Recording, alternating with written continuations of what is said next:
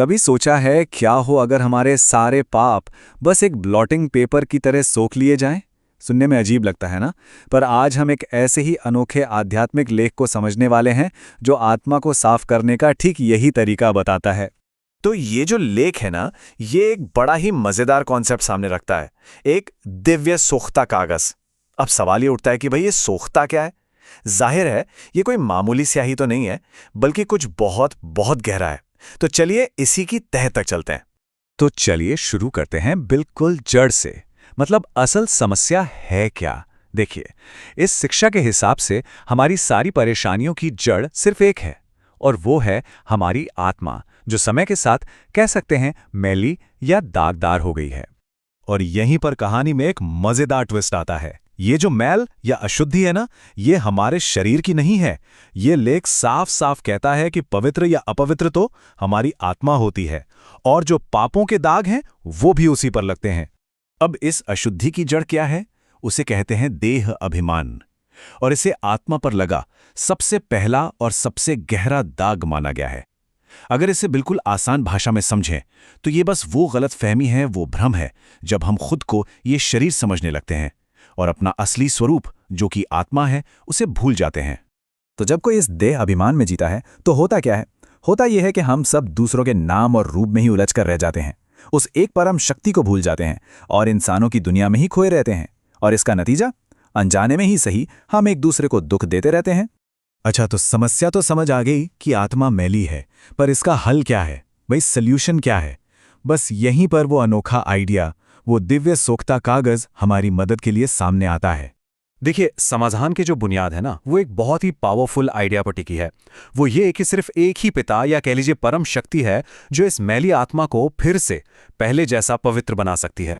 और इसी शक्ति के लिए वो अनोखा शब्द इस्तेमाल किया गया है। ये जो शुद्ध करने वाली शक्ति है ना, इसे एक फर्स्ट क्लास ब्लॉटिंग पेपर, मतलब एक बेहतरीन सोख्ता कागज कहा गया है। अब जरा इस मेटाफॉर को समझिए, ये कितना पावरफुल है। सोचिए, जैसे एक ब्लॉटिंग पेपर गिरी हुई स्याही को जरा भी निशान छोड़े बिना पूरी तरह से सोख लेता है। ठीक उसी तरह ये दिव्य शक्ति भी हर एक आत्मा के सारे पापों को अपने अंदर एब्जॉर्ब कर लेती है, ऐसा बताया गया है। सुनने में तो ये बहुत ही कमाल का लगता है ना? लेकिन असल में ये होता कैसे है? मतलब प्रोसेस क्या है? तो चलिए अब इसकी विधि को समझते हैं। और सबसे हैरान करने वाली बात तो ये है कि ये विधि बेहद सिंपल है। जो मुख्य इंस्ट्रक्शन है वो बस इतना सा है, सिर्फ मुझे याद करो और तुम्हारे सब पाप मिट जाएंगे। कोई लंबे चौड़े मुश्किल रिचुअल्स नहीं, बस एक सिंपल सी मानसिक क्रिया। ये जो याद करने की प्रोसेस है ना, इसे एक नाम दिया गया है, योग अग्नि, मतलब फायर ऑफ योगा। इसके पीछे का आइडिया यह है कि जैसे आग सब कुछ जलाकर शुद्ध कर देती है, वैसे ही ये याद करने की शक्ति, ये याद की अग्नि पापों को भस्म कर देती है।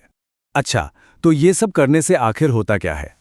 देखिए, ये सिर्फ कोई प्रैक्टिस नहीं है, बल्कि ये हमारे अंदर एक बहुत बड़ा ट्रांसफॉर्मेशन लाता है।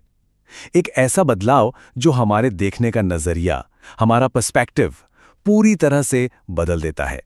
ये बदलाव है दो बिल्कुल अलग अलग स्टेट्स ऑफ बीइंग का। एक तरफ है देह अभिमानी, यानी बॉडी कॉन्शियस, जहां हम खुद को शरीर मानकर नाम रूप में फंसते हैं और दुख का कारण बनते हैं। और दूसरी तरफ है देह अभिमानी, सोल कॉन्शियस, जहां हम खुद को आत्मा समझते हैं, उसे एक पिता को याद करते हैं और सुख देते हैं। बिल्कुल ऑपोजिट। तो सवाल यह है कि आखिर इस रास्ते पर चलने से मिलता क्या है? मतलब एंड रिजल्ट क्या है? ये लेख कुछ बहुत ही क्लियर और गहरे परिणामों का वादा करता है, जो इस पूरी जर्नी का असल मकसद है। कहा गया है कि सबसे पहले तो हमारे सारे पुराने विकर्म, मतलब जो भी बुरे कर्मों के बोझ हैं, वो नष्ट हो जाते हैं। आत्मा फिर से प्योर और हैप्पी हो जाती है। इतना ही नहीं, वो अपने दिव्य घर लौटने के लायक बन जाती है। और सबसे बड़ी बात, खुशी का पारा ऊपर चढ़ने लगता है। तो आखिर में अगर पूरी बात का निचोड़ निकालें तो ये सारी शिक्षा बस दो सिंपल प्रिंसिपल्स पर आकर टिक जाती है। इन्हें अभ्यास का सार भी कहा गया है।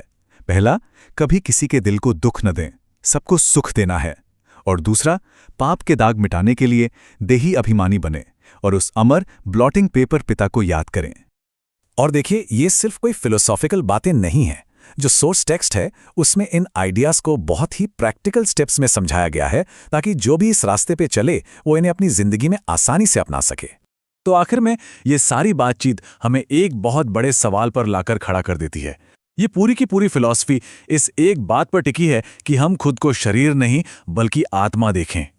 अब जरा एक पल के लिए सोचिए, अगर हम सब एक दूसरे को इसी नजरिए से देखने लगें तो ये दुनिया कितनी अलग हो सकती है।